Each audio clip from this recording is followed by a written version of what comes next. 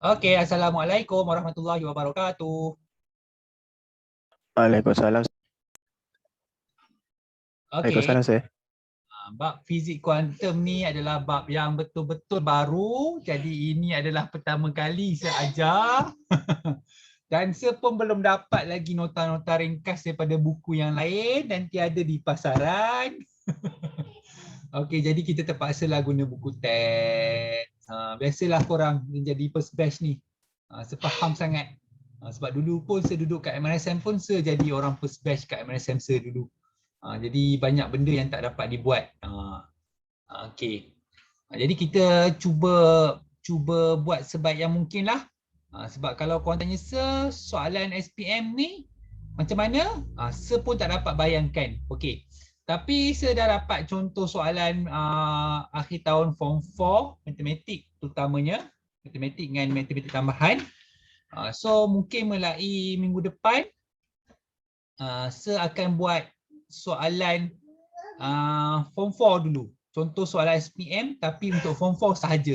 Yang saya akan bagi kepada korang. Okey, boleh? Boleh? Nak ke tak nak? Boleh. Nak? Boleh. Sebenarnya saya bagi kat korang, kita akan buat macam tu.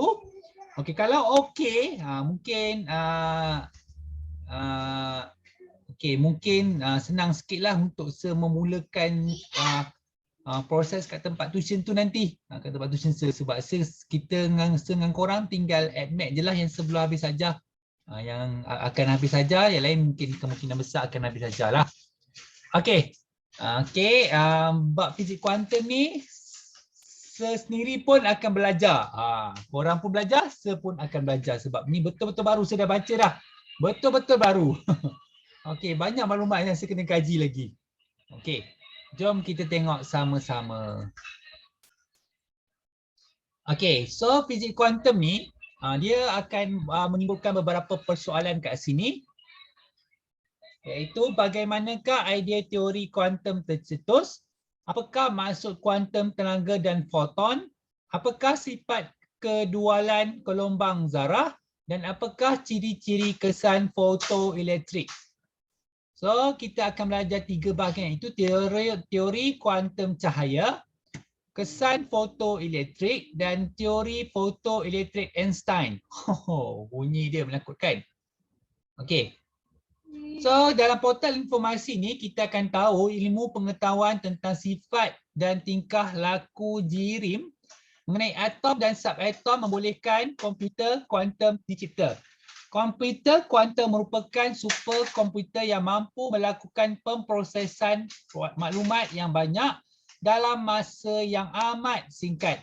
Antara kegunaannya ialah tindak balas kimia yang sangat kompleks dapat disimulasikan dengan pantas untuk membina model mekanisme tindak balas tersebut. Teknologi ini juga digunakan dalam bidang astronomi dan pasaran saham. Hal ini kerana mekanisme astronomi dan pasaran saham. Okey, hal ini kerana mekanisme fenomena semula jadi yang dikaji dalam bidang astronomi adalah kompleks. Manakala perubahan pasaran saham berlaku dengan pantas. Oleh itu, pembinaan model terperinci melalui superkonduktor membolehkan kita memahami fenomena kompleks dan memahami keputusan yang wajar. So, apakah kepentingan bab ni?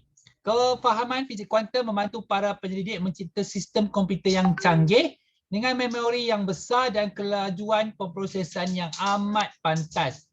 Okey, perkembangan penciptaan ini dapat melahirkan pakar komputer dan pakar fizik yang kompeten serta dinamik demi menyahut cabaran era kuantum yang semakin mencabar. Kalau kita ingat dulu masa zaman-zaman korang masih Form 1, Form 2, Form 3 kan, game Mobile Legend kan masih famous kan, tu Haziq, betul tak Haziq? Kan, masa tu kau pun gila kan main Mobile Legend kan, betul? Dulu lah. Kan, sejarah tak boleh dilupakan ni Haziq. Okey. Waktu tu kan mesti bila kau main Mobile Legend ni kan, main kat handphone kan, lepas tu slow handphone tu pun kau mengadu kat mak kan, biasa tak mengadu kat ayah sebab nanti kena pelempang. Betul. Mengadu, alah handphone ni dah slow lah, beli baru lah. Mau main Mobile Legend, belum main PUBG lagi kan. Betul lah Haziq? Macam tu ke Aziz? Kalau masa terminator betul lah. Betul sekarang adik kau pula ganti tempat kau. Okey. So nampak? Okey Aziz, saya nak tanya soalan kat kau. Sebab kau pernah bermain Mobile Legends kan? Okey, saya nak tanya soalan kat kau. Bolehkah saya panggil kau sekarang ni pakar komputer? Tak. Maksudnya, walau pakar macam mana pun kau main komputer, power macam mana pun korang main komputer, macam ada orang-orang yang terkenal tu yang main komputer pakai Mustang ke apa, korang tidak boleh dipanggil sebagai pakar komputer. Korang hanya boleh kebolehan bermain game, tapi korang bukan pakar komputer dan korang juga bukan pakar PC. Okey, nampak? Okey. So, lensa futuristik, proses penyuitan encryption adalah mustahak untuk menjamin keselamatan dan kerahsiaan maklumat sesebuah organisasi, institusi kewangan dan atau kerajaan. Pengetahuan dalam fizik kuantum membolehkan pengembangan sistem algoritma, penyulitan dan tanda tangan digital baru yang lebih selamat. Okey, sekarang ni ada satu pekerjaan yang famous sekarang ni, yang mula meningkat permintaan di Malaysia, kita panggil cyber security. Mungkin ada babnya ada kena-mengena dengan cyber security lah. Sebab ada student saya ex-student saya yang senior korang tahun 2020. Kalau korang pernah dengar budak Teluk, nama dia Johan. Nama apa Johan ni? Johan Irfan. Siapa pernah dengar nama dia, budak Form 5 Teluk? Aziz, kau pernah dengar nama dia? Johan Irfan. Dia pakai kacamata. Ya betul, pakai kacamata, budak tuition lah. Dia cakap kat saya, dia memang nak masuk cyber security ni. Masa DC borang nak masuk U ni, dia fokus kepada komputer. Jadi memang dia dah kebetulan pula memang rezeki dia memang insist, dia memang bercita-cita, dia memang bersemangat. Jadi dapat kursus apa dia nak tu. Jadi insya-Allah lah jalan dia untuk pergi ke cyber security tu akan lebih besar lah. Cyber security ni maksudnya lebih kepada keselamatan keselamatan komputer, keselamatan cyber. Okey, dia komputer lah. Okey, kursus tu macam mana korang nak ambil? Korang kena ambil diploma yang berkaitan komputer, bukan IT tapi diploma yang berkaitan komputer, dan ataupun asasi yang berkaitan komputer. Macam anak murid saya ni, dia dapat asasi komputer dekat UIA. Okay, rezeki dia lah. Okay. Okay, so kita tengok yang pertama ialah teori kuantum cahaya. Semasa di tengah tampak anda telah mempelajari bahawa spektrum elektromagnet adalah spektrum selanjar. Spektrum ini terdiri pada 7 jenis gelombang yang mempunyai frekuensi dan panjang gelombang yang berbeza. Seperti yang ditunjukkan dalam Rajah 7.1. Okay, kita pernah nampak bab gelombang ni. Kan? Kalau ikutkan yang pengalaman saya lepas-lepas, korang kena hafal. Ni. Dia punya panjang gelombang ni, setiap satu ni, kena hafal ni. Okay. Kita tahu kedudukan dia kat mana. Okey. Tapi tidak memberi kesan yang besar lah. Kalau korang tak hafal tu bagi saya tidak memberi kesan yang besar lah. Kalau korang hafal lebih baik. Okay, tu kita panggil dia spektrum elektromagnet.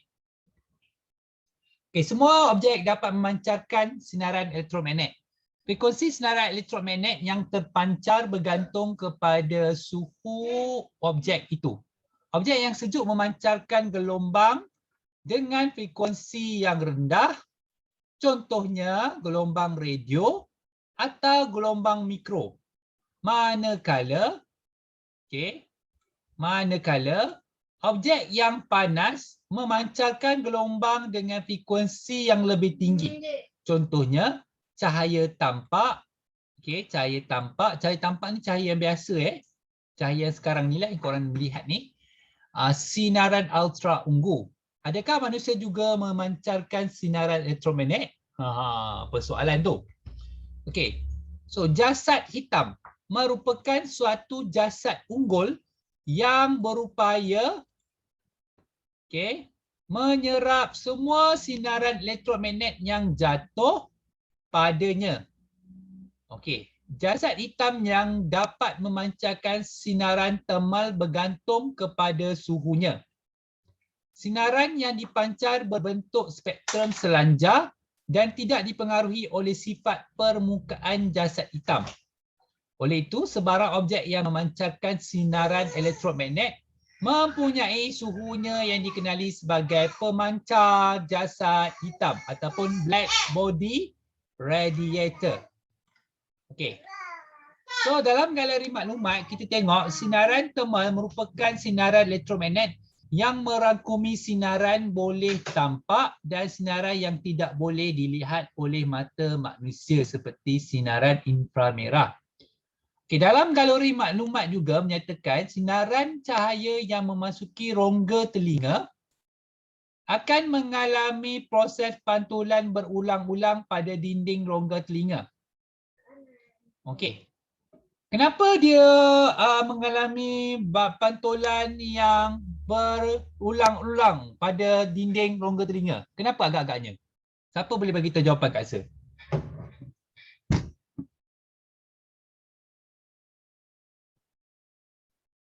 Kenapa dia berlaku pantulan berulang-ulang? Nak bagi bunyi tu jelas.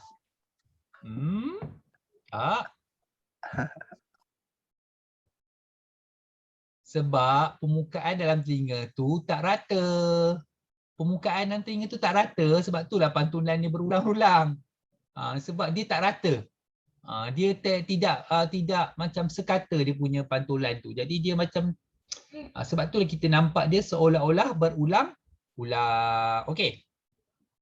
So akan diserap oleh dinding. Setiap kali pantulan berlaku, sinaran akan diserap oleh dinding dalam rongga telinga sehingga semua sinaran diserap.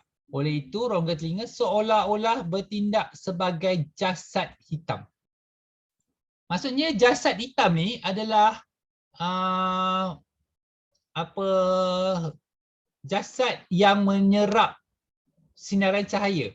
Kita pun boleh cakap yang jasad hitam ni adalah satu jasad yang boleh menyerap haba. Menyerap haba. Sebab itulah kalau korang nak warnakan rumah, jangan warnakan rumah warna hitam. Sebab dia menyerap haba.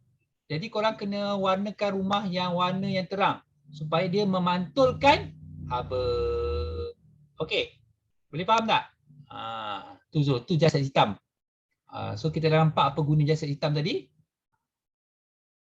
So apabila suhu suatu objek meningkat, objek tersebut bertindak sebagai pemancar jasad hitam dengan memancarkan sinaran thermal.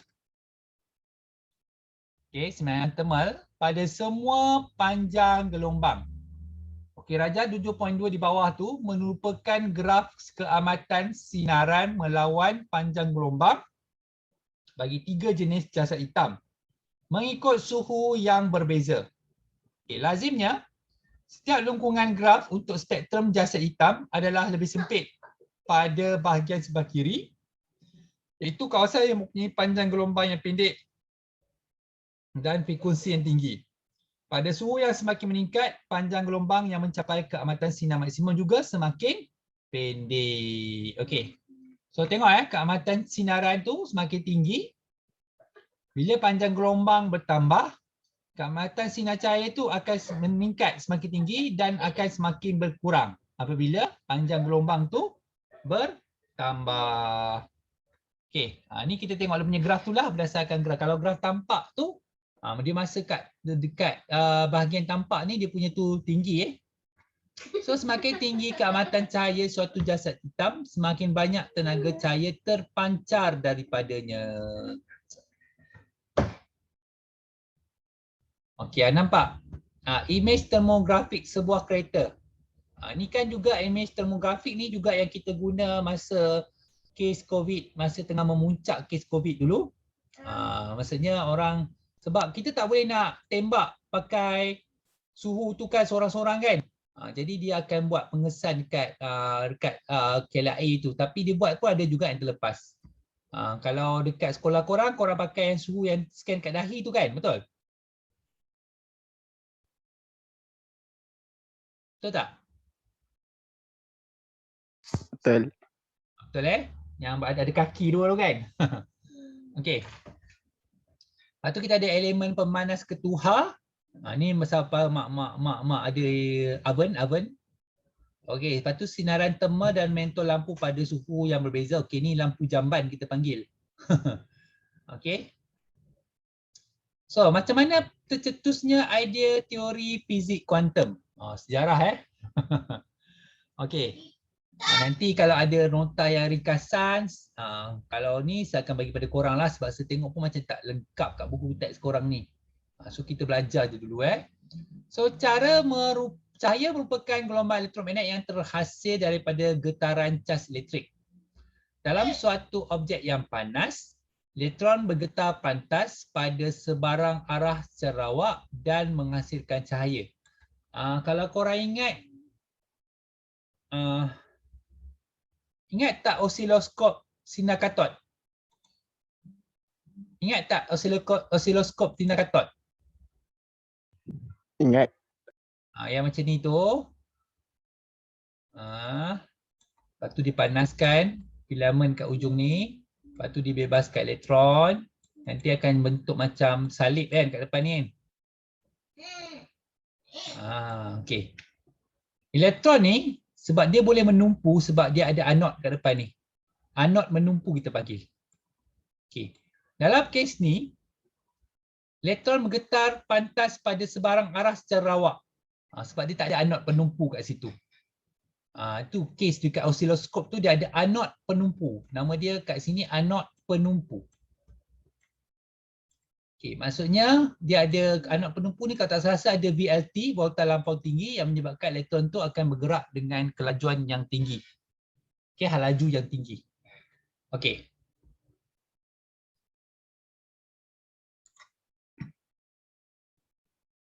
Okey, dia menghasilkan cahaya betul lah. So, semakin panas objek tersebut, getaran elektron-elektron menjadi lebih bertenaga.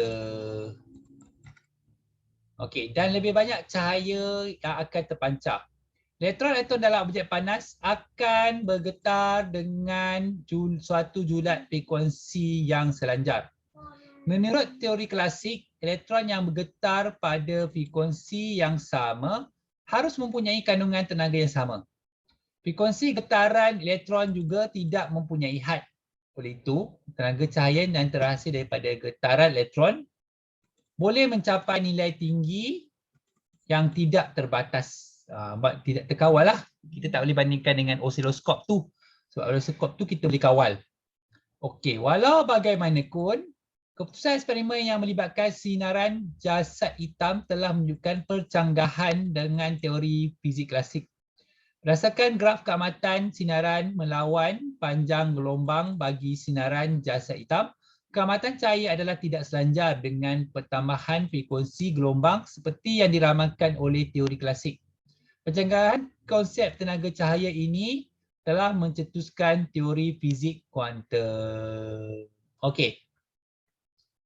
Okey, so kita ada yang pertama yang kita dah terkenal daripada form 4 lagi iaitu Isaac Newton. Okey. Dia menghuraikan cahaya sebagai satu aliran zarah dan Copernicus pada tahun 1704 tidak berjaya menerangkan fenomena pembiasan cahaya kerana membuat kesilapan untuk memperbandingan kelajuan cahaya dalam kaca dan udara. Okey. Thomas Young ni kalau tak salah dia ada eksperimen dui celah Young. Okey, ada eksperimen dui celah tu, cahaya tu yang pembelauan tu kalau tak salah. Okey, menjalankan eksperimen dui celah cahaya pada tahun 1801.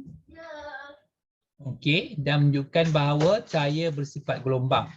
Dia dapat menerangkan keadaan spektrum sinaran jasad hitam.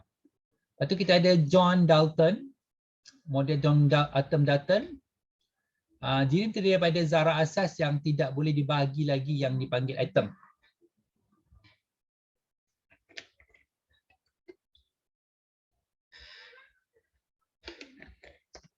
Okay, unsur yang sama mempunyai jenis atom yang sama.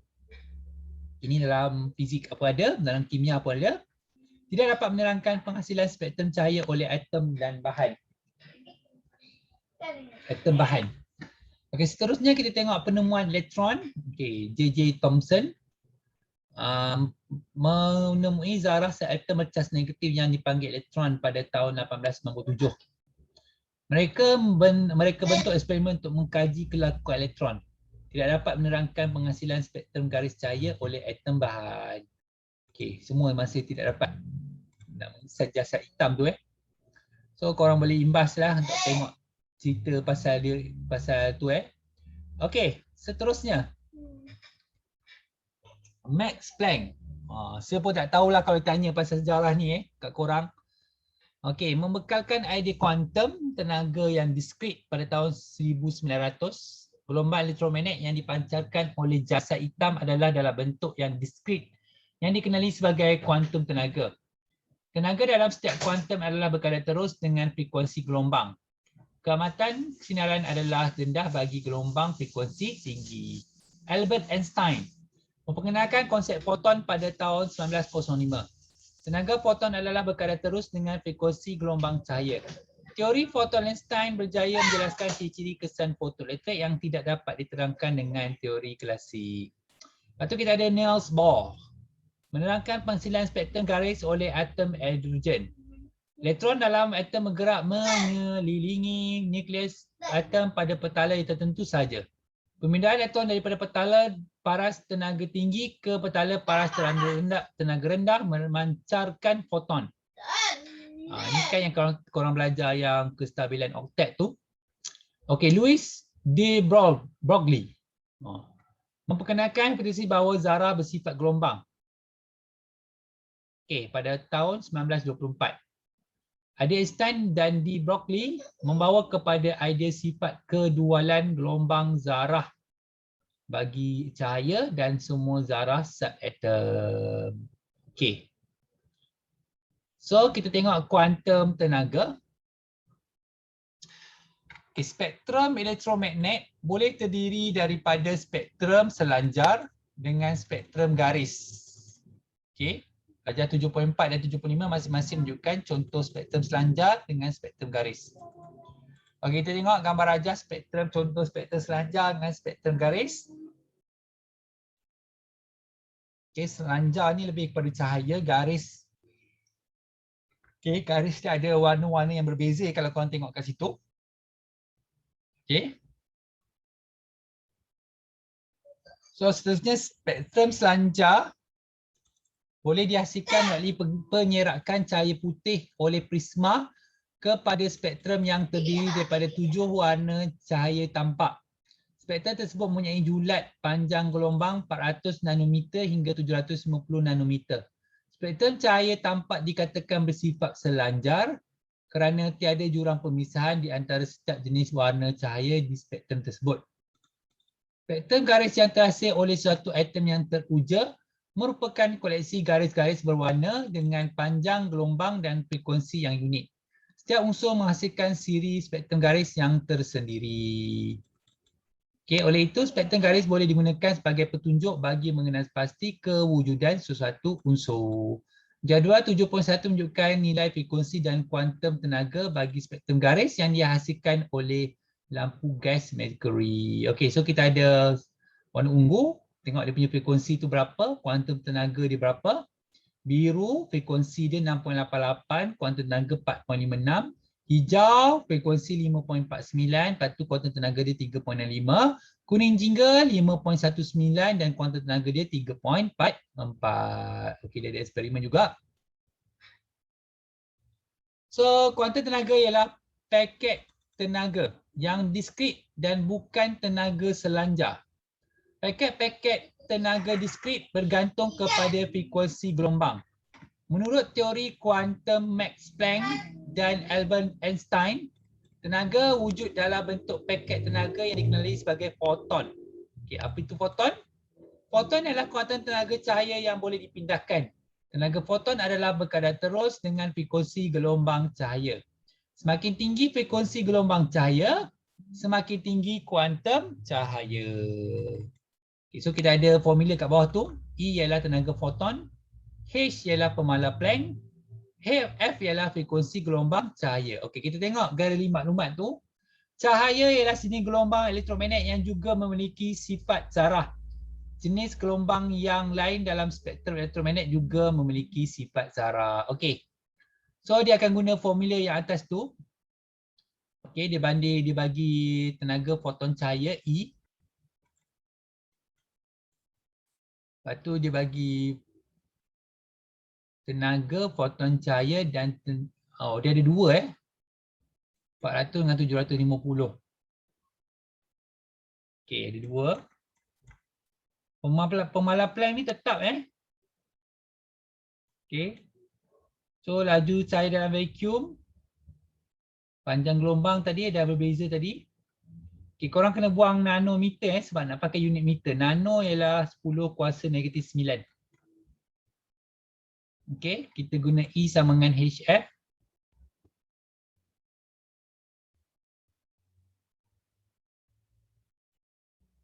Okey. 6.63. Pemala Planck iaitu H darabkan dengan kelajuan cahaya bahagikan dengan panjang gelombang. Ni Okey, formula yang sama juga 6.63 tu pemala Planck darabkan dengan laju cahaya bahagikan dengan yang ni 750 yang bawah ni. So korang akan dapat jawapan. Semakin pendek panjang gelombang cahaya, semakin tinggi tenaga foton. Okey, macam mana tengok ni pendek. Yang atas ni lebih pendek. Dia punya panjang gelombang. Tetapi tenaga dia lebih besar. Yang ni lebih panjang. Tetapi tenaga dia lebih kecil berbanding dengan yang panjang gelombang yang atas ni. Okey, tu dia nak tunjukkan dalam soalan ni. Okey. So sifat kedualan gelombang zarah. Okey. Sinaran elektromagnet seperti cahaya dikatakan bersifat gelombang kerana menunjukkan fenomena pembelauan dan interference. Okey, ni ada masa dalam bab cahaya. Okey, objek seperti gelombang Objek seperti guli dikatakan bersifat zarah kerana memiliki momentum dan tenaga kinetik serta boleh berlanggar di antara satu sama lain. Okey, pada tahun 1924, Louis de Broglie dibaca sebagai de Broglie. 1892 sehingga 1987, seorang ahli fizik kuantum telah mengemukakan hipotesis yang menyatakan bahawa semua zarah boleh menunjukkan ciri-ciri gelombang. Namun secara eksperimen, zarah yang mempunyai jisim yang besar adalah sukar untuk menunjukkan ciri-ciri gelombangnya. Louis de Broglie meramalkan ciri-ciri gelombang boleh ditunjukkan oleh zarah ringan, contohnya elektron. Beliau menyatakan hubungan antara momentum dan suatu zarah P dalam panjang gelombang lambda adalah seperti yang berikut. Okey, ada lagi formula Pemala Planck bahagikan dengan momentum zarah.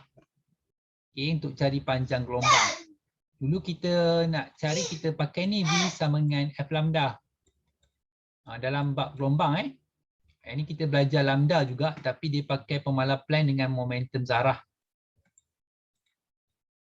Okey, semakin besar momentum zarah, semakin pendek panjang gelombang. Macam mana korang tahu? Ni. Semakin besar, semakin pendek. Sebab yang ni dengan yang ni, dia berkadar songsang. Okey. So oleh sebab nilai momentum zarah boleh ditentukan dengan P sama dengan NB, sama dengan formula momentum ni, maka rumus yang berikut juga boleh diperoleh. Okay, P ni adalah momentum, nampak momentum zarah P sama dengan MV, iaitu M stands for jisim, V adalah untuk hal laju zarah. Okay, disebabkan nilai H sangat kecil, Zarah yang berjisim besar akan mempunyai panjang gelombang de Broglie yang terlalu pendek untuk dikesan. Oleh itu, ciri gelombang tidak dapat diperhatikan. Okey. Pada tahun 1927, kewujudan sifat gelombang bagi elektron telah disahkan melalui eksperimen pembelauan elektron. Gambar foto 7.2 kat bawah ni warna hijau. Okey, menunjukkan corak pembelauan elektron melalui lapisan grafit nipis. Corak ini menyerupai corak pembelauan cahaya melalui bukaan membulat seperti yang ditunjukkan dalam rajah 7.3. Okey. Hal ini secara langsung telah membuktikan hipotesis de Broglie. Okay. Corak pembelauan, grafik nipis, corak pembelauan cahaya, laser merah melalui bukaan membulat.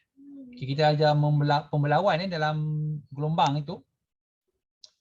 So, panjang gelombang de Broglie suatu alur elektron ialah kira-kira 1000 hingga 10,000 kali lebih pendek berbanding dengan panjang gelombang cahaya. Sifat ini amat penting untuk menghasilkan pembesaran yang lebih tinggi dalam operasi mikroskop elektron. Perbandingan antara imej dihasilkan oleh mikroskop cahaya dengan mikroskop elektron ditunjukkan dalam rajah foto 7.4. Okay, ini kat bawah ni. Imej sel darah merah di bawah mikroskop cahaya dengan imej sel darah merah di bawah mikroskop elektron. Lebih detail mikroskop elektron ni mahal Okey. Macam kat universiti sepunya fakulti ada satu je mikroskop elektron nak kata punya mahal lah dia.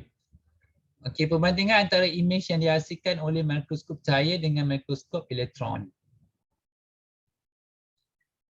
Okey, elektron dikatakan bersifat kedualan gelombang zarah kerana mempunyai sifat zarah dan sifat gelombang. Cahaya juga mempunyai sifat-sifat gelombang dan zarah. Oleh itu, cahaya dan elektron masing-masing dikatakan bersifat kedualan gelombang zarah. Sifat kedualan ini dimiliki oleh semua jenis sinaran dalam spektrum gelombang elektromagnet dan juga zarah subatom seperti proton dan neutron. Okey, so kita ada tenaga cahaya E dipindahkan dalam bentuk paket tenaga yang dikenali sebagai foton iaitu E sama dengan HF. H adalah pemala Planck, F adalah frekuensi gelombang cahaya. Untuk gelombang elektromagnet, hubungan kelajuan gelombang C dengan panjang gelombang iaitu lambda ialah C sama dengan F lambda. C itu sama dengan kelajuan sebenarnya. Maka F sama dengan C per lambda dan E sama dengan HC per lambda. So, menyelesaikan masalah bagi tenaga dan kuasa foton. So, tenaga untuk satu foton E sama dengan HF. Andaikan sebanyak N foton dipancarkan dalam sesaat, maka kuasa foton P ialah jumlah tenaga yang dipindahkan dalam masa sesaat ialah P sama dengan NHF ataupun NHF per lambda. N ialah bilangan foton yang dipancarkan sesaat. Okey. Okey, so tak ada benda sangat yang saya nak terangkan kat sini, memang saya bacakan je dulu. Okey, sebab tak banyak contoh yang saya boleh berikan kat korang. Kita ikut je buku teks. Okey. Korang dah habis belajar ke kat sekolah bab ni? Dah. Dah. Dia guna buku teks juga ya. Zik? Guna buku. Okey. Okey. Okey, sebab saya guna buku teks sebab saya study juga. Saya study sekali lagi dengan korang. Lepas tu saya bacakan. Sebab tak ada benda yang baru yang saya nak terang kat korang ni. Kalau saya dah dapat ni, saya akan bacakan, maksudnya terangkan lagi kat korang lah. Tapi kita tengoklah pengiraan-pengiraan dia penting sebab kalau dalam latihan yang saya ada ni pun ada pengiraan. Sebuah lampu 50 watt memancarkan cahaya merah dengan panjang gelombang. Okey, dia bagi panjang gelombang lambda. Apakah bilangan foton yang dipancarkan per saat? Panjang gelombang kuasa 50 watt. Pemala Planck, laju cahaya. So NHC bagikan dengan lambda. So kalau korang rombak balik formula tu, okay, yang ni kan darab, N ni pindah ke sebelah jadi bahagi. N bukan H ni C ni pindah jadi bahagi sebab tu dia di bawah. Okay, so korang tinggal masukkanlah P itu adalah watt kuasa. Lepas tu dia punya panjang gelombang. Lepas tu pemala Planck. Lepas tu laju cahaya. Okay. Apa nanti kita akan tengok latihan juga lagi. Okey, lepas tu kita ada sebatang pen laser merah mengeluarkan cahaya dengan panjang gelombang 670 nanometer. Jika bilangan foton yang terpancar ialah 3.37 saat darab 10 kuasa 18 sesaat, berapakah kuasa output pen laser tersebut? Okey, kena tukar ke tidak? Kena tukar Nano ni kena tukar saya harap korang tahu macam mana tukar dia. Nano kan 10 darab negatif 9. Ni 1, 2. So 6.7 darab 10 kuasa 2 darab sebab dia gerak ke kanan 10 kuasa negatif 9. So 6.7 darab 10 kuasa 2 tolak 9. So 6.7 darab 10 kuasa negatif 7. Ni. Saya harap korang tahulah macam mana tukar. Kalau tak tahu bagi tahu saya. Okay, dia masih guna formula yang sama. Okay, tak apa, nanti kita tunggu latihan. Power dalam unit watt kalau tak salah rasa watt ni volt per second tak salah rasa. Okay. So contoh 3, andaikan 10% daripada kuasa output mentol 100 watt digunakan untuk memancarkan 2.92 darab 10 kuasa 19 foton per saat. Berapakah panjang gelombang purata cahaya tersebut dalam nanometer? Okey, so korang akan cari 10% daripada ni dululah. Okey, dapat. Baru korang guna formula ni. Sebab power ni kena cari dulu. 10 watt. And dia dah bagi ni. Okey. Pemala Planck. Lepas tu laju cahaya. So baru dapat cari dia punya panjang panjang gelombang. Okey, macam mana tukar ni?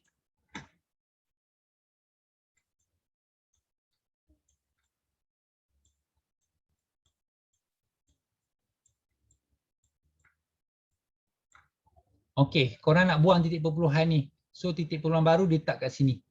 1, 2. 581 darab 10 kuasa negatif 2 darab 10 kuasa negatif 7. So 581. Okey, negatif 9 ni maksudnya nanometer tu. Okey. Ni sepatutnya masa form 4 dah diajar tapi saya cuba terangkanlah kat korang.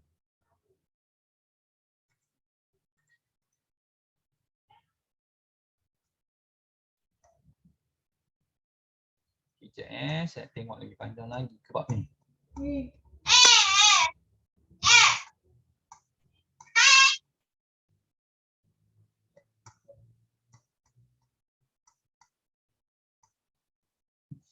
Wow.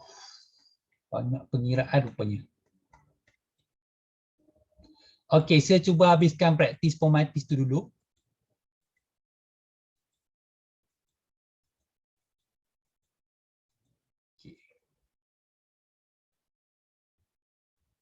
Okey, berapakah frekuensi dan tenaga bagi satu foton dalam panjang gelombang 10 nanometer? Frekuensi dan tenaga bagi satu foton dengan panjang gelombang 10 nanometer.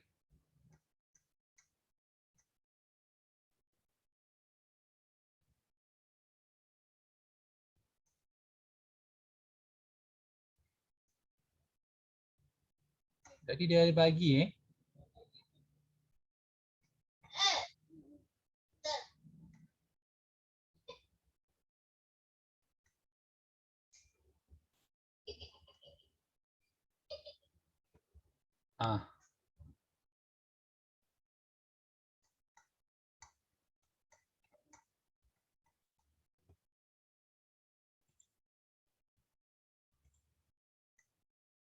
frekuensi dan tenaga bagi satu foton dalam panjang gelombang 10 nanometer.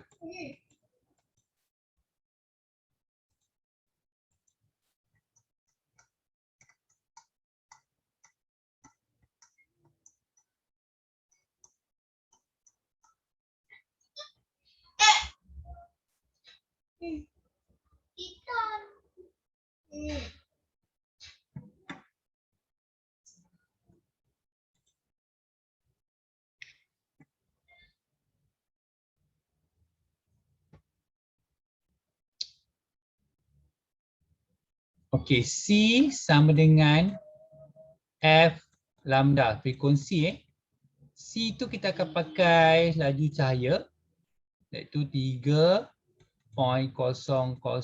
darab 10 kuasa 8. F tu kita nak cari 10 tu 10 nanometer. So kalau 10 nanometer sama dengan 10 darab 10 kuasa negatif 9. Okay, saya tak nak ringkaskan. So kalau nak cari frekuensi sama dengan 3.00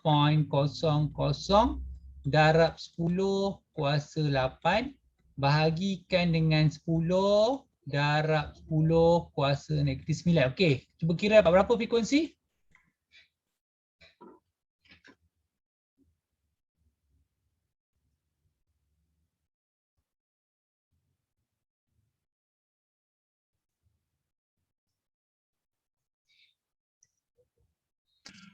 Tiga darab 10 kuasa negatif 16. Okey, 10 kuasa 16 kan? Itu dia punya frekuensi. Kalau dia nak cari tenaga, okey, tenaga pula. Tenaga sama dengan kita pakai HF lah sebab kita dah ada frekuensi Okey, H dia pemalar Planck iaitu 6.63 darab 10 kuasa negatif 34 darabkan dengan frekuensi yang kita dapat kat atas 3 darab 10 kuasa 16. Ya. Kita dapat berapa?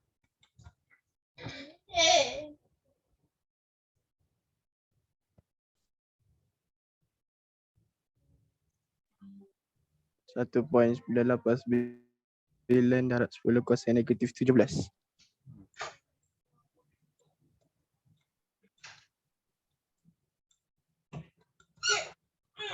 Okey, joule minit dia. Yang ni frekuensi tadi hertz ataupun per saat. Saat negatif 1. Okey, tu tadi soalan yang pertama lah. Alright. Saya tak tanya faham ke tidak sebab benda tu memang ada dalam ni korang cuma ikut je. Okay, jom tengok lagi soalan.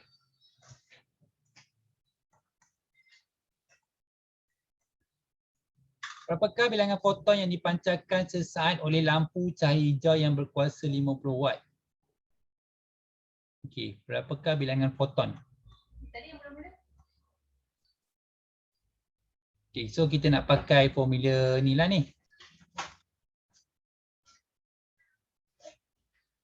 P sama dengan NAC bahagikan dengan lambda. Tapi kita nak bilangan foton jadi N lah.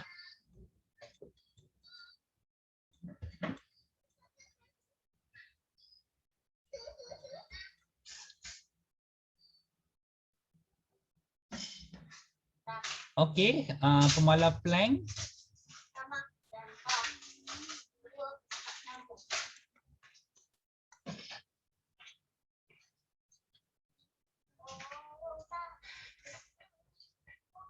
Alright. Dibagi F dengan 50 watt sahaja. Buat video. Tapi apa kata mau buat sikit-sikit maka adalah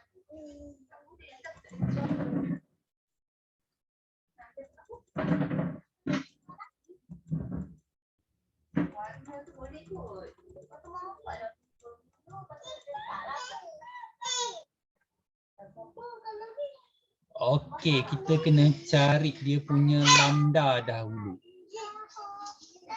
C sama dengan F lambda tu dulu.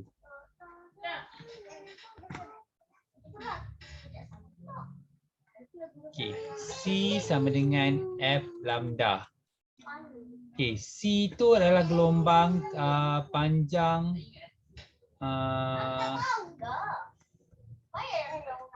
laju cahaya So 3.00 darab 10 kuasa 8 sama dengan, okey, dia bagi frekuensi tadi 5.49 darab 10 kuasa 14. 5.49 darab 10 kuasa 14. Okey, nak cari lambda 3.00 darab 10 kuasa 8 bahagikan dengan 5.49 darab 10 kuasa 14. Okey, cuba kira dapat berapa?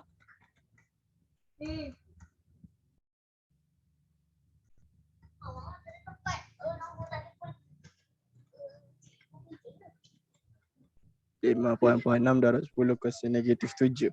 Berapa? 5.46 darab 10 kuasa -7. Okey, 10 kuasa -7. Okey, tu dalam unit meter Alright, lebih kurang lah kalau kau tengok kat sini. Okey, so kita guna formula N tu.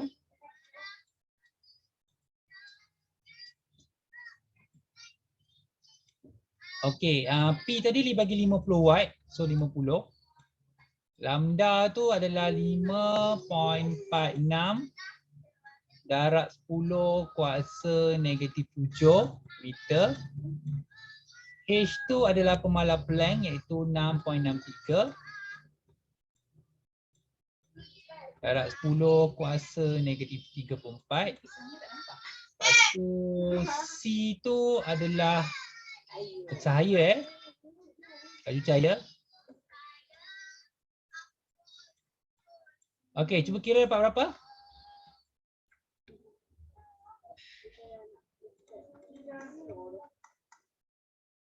Jangan kasi dulu. Ayo, apa dulu? Ada dah tak ditambah apa-apa lah. Dia dah tambah lah. Tambah letak makcik. Tulis. Dapat berapa?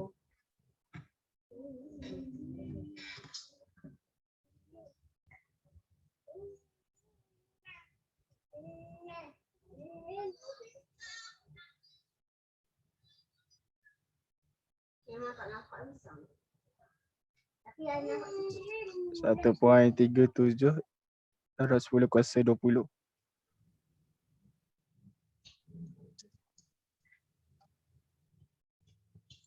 Okey, 1.37 darab 10 kuasa 20. Okey. Ni dia minta bilangan so N Okey, ni panjang lah ni. 137000020 kosong. 18 kosong kat belakang. Okey. So soalan nombor 3.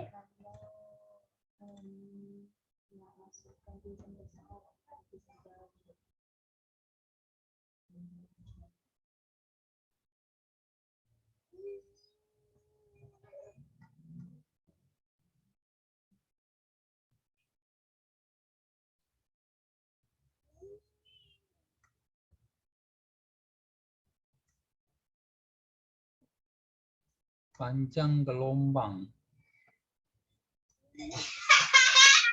Berapakah panjang gelombang di Broglie bagi satu alur elektron yang mempunyai tenaga kinetik? Dia bagi tenaga kinetik EV, alamak.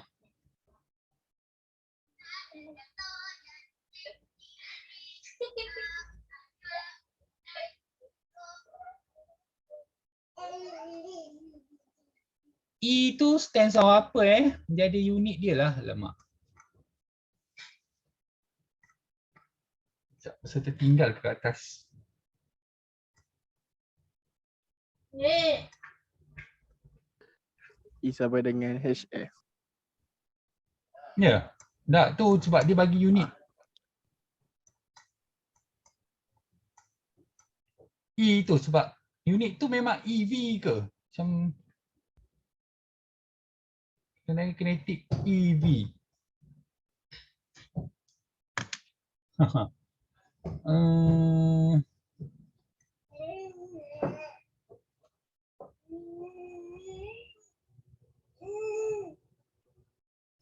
Sebab EV ni ada satu unit Kejap ya, saya check balik ada satu tinggal ke.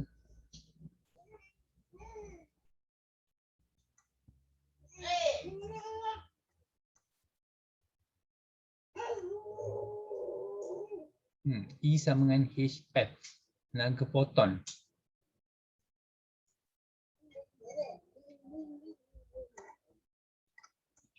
Tenaga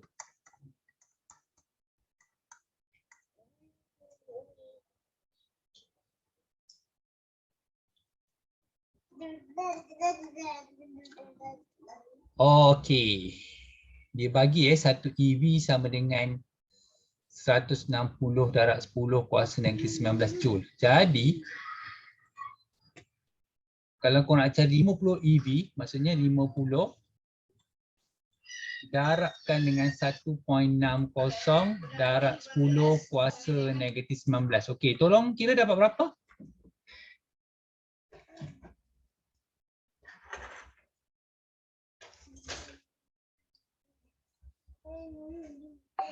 Lapan darab 10 kuasa negatif 18 Joule. Betul? Betul tak? Betul. Okey. Ini dia punya tenaga kan?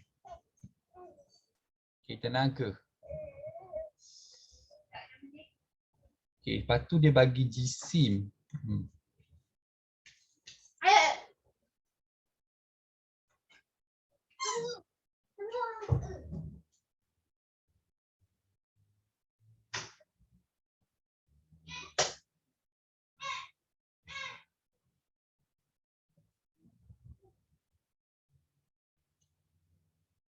Frekuensi jisim. Jisim P sama dengan MV.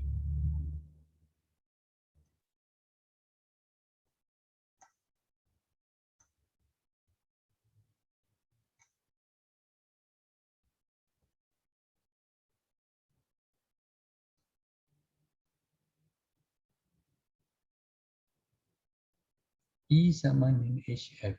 E frekuensi. Okey, tadi soalan dia nak cari apa panjang gelombang. Alright. Okey.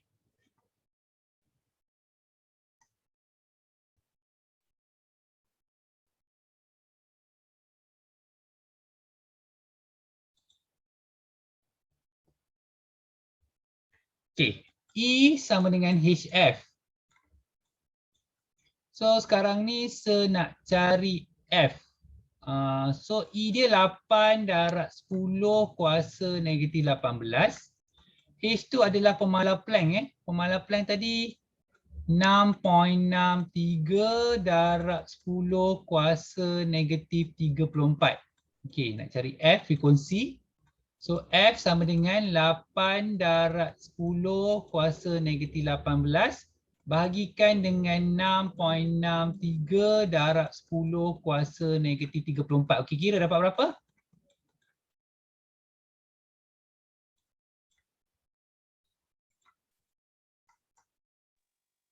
Satu bahagian 21 darab 10 kuasa 16. Berapa? 1.21 darab 10 kuasa 16. 16. Okey, ini frekuensi So kita guna C sama dengan F lambda, makcik panjang gelombang C sama dengan 3 darab 10 kuasa 8. F dia 1.21 darab 10 kuasa 16 lambda. So lambda sama dengan 3 darab 10 kuasa 8 bahagikan dengan 1.21 darab 10 kuasa 16. Dapat berapa?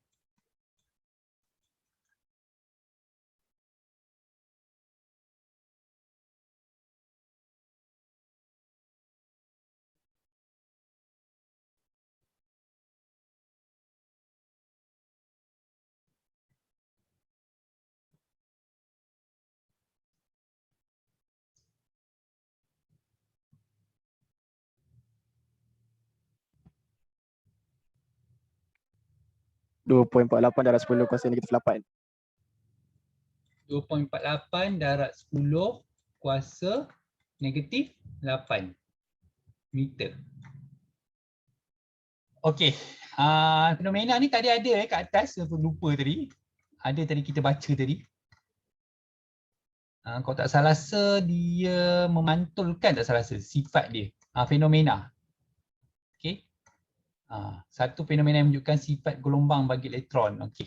Memantulkan, tak salah rasa. Kan dia ada sifat membiaskan. Tapi kalau tadi tu, kalau kat telinga tak salah rasa tu tadi. Ni tadi. Ni. Okey, sifat dia sama dengan sifat. Ada tadi, saya dah baca, saya terlupa. Okey. Ni je saya boleh tunjukkan kat korang untuk setakat ni. Nanti kita rujuk pula latihan, kertas latihan yang seada tu. Nanti saya akan bagi kat korang. Tapi bab ni pun kita belum habis lagi. So saya harap hari ni kita boleh tahulah sedikit macam mana penggunaan formula. Macam saya cakap tadi, formula ni masih baru lagi. Terlalu baru lagi, first time baru ni. Okey, dan saya pun masih study dengan korang ni. Okey. So seharap korang boleh fahamlah macam mana penggunaan formula yang ada dekat dalam soalan yang tadi ni. Okey, nanti kita akan tengok pula dalam sepunya buku macam mana pula dia buat pengiraan. Mungkin saya tak terus lompat ke 7.2. Kita tengok dulu 7.1 tu macam mana dia punya pengiraan. Lepas tu apa lagi teori-teori yang ada sebelum kita pergi ke 7.2. Macam saya cakap tadi, sebab bab ni bab terlalu baru. Jadi kita sama-sama belajar bab yang satu by satu. Sebab dia 7.1, 7.2 dengan 7.3. So kita buat 7.1 dulu, baru kita pergi 7.2. Okey, so saya harap korang boleh tahu macam mana penggunaan formula ni. Nanti untuk next class nanti saya akan bagi dulu kertas soalan tu, nanti korang tengok, nanti kita buat sama-sama untuk next class. Okey, ada apa-apa soalan nak tanya? Yang nak tukar simbol tu macam mana? Macam mana? Yang tukar simbol yang nano ke meter. Kan?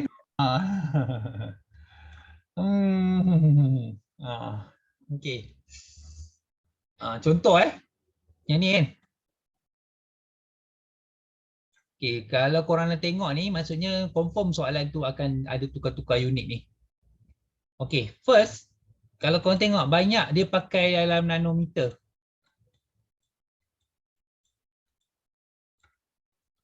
Okey, nano sama dengan 10 kuasa negatif 9. Okey, dia biasanya dia 10 kuasa negatif 9. Bermakna korang kena jadikan kuasa negatif 1 kat sini. Kuasa negatif 1 darab 10 kuasa negatif 8. Sebab bila korang campur, korang akan dapat negatif 9, betul? Betul tak? Betul. Okey. So, negatif tu maksudnya korang akan gerakkan titik tu daripada kanan ke kiri. Sebab dia kena ke kiri. Tu maksudnya negatif 1. Faham tak? Faham tak? Faham.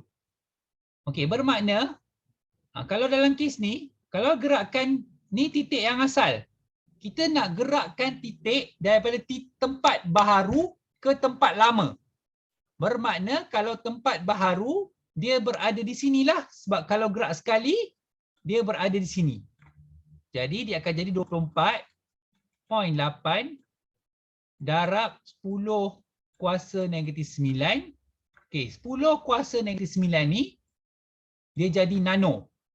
So 24.8 10 kuasa negatif 9 ni hilang. Nanometer. Okey. Kalau sepatah balik, nak jadikan dia dalam bentuk piawai. Tulis balik. Okey, tengok ya. Buang nano. Jadi 24.8 darab 10 kuasa negatif 9 meter. Okey, sekarang ni kalau nak jadikan dia bentuk piawai, kena letak titik perpuluhan selepas satu nombor ada titik perpuluhan. Jadi kena gerak ke kanan. Kena gerak ke kanan sekali. Jadi ke tempat lama, iaitu kat sini kan tempat lama. Jadi 2.48 darab 10 kuasa 1 darab 10 kuasa negatif 9. So dia jadi 2.48 darab 10 kuasa negatif 8 meter. Macam ni lah. Okay, boleh faham ke korang?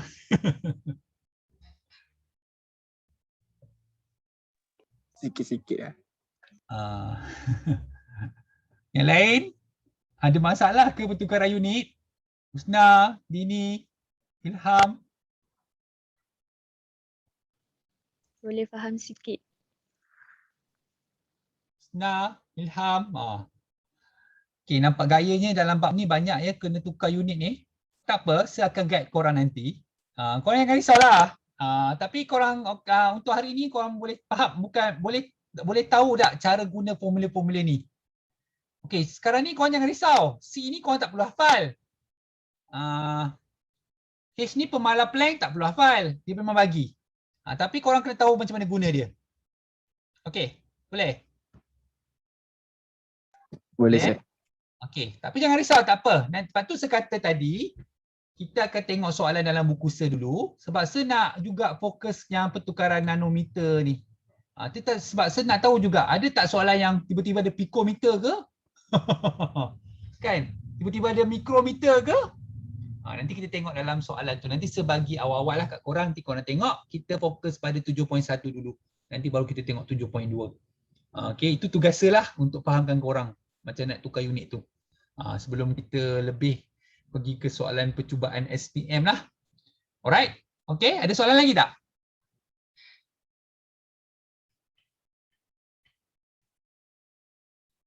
Tak Tak ada, ada? Sir. Tak ada Okey, so nanti kita untuk next class kita akan buat 7.1 dulu. Lepas tu baru kita pergi ke bahagian lain. Okey, untuk buat masa ni memang Sir dengan teacher tidak bercadang untuk buat kelas kat tempat tuition lagi. Sebab Sir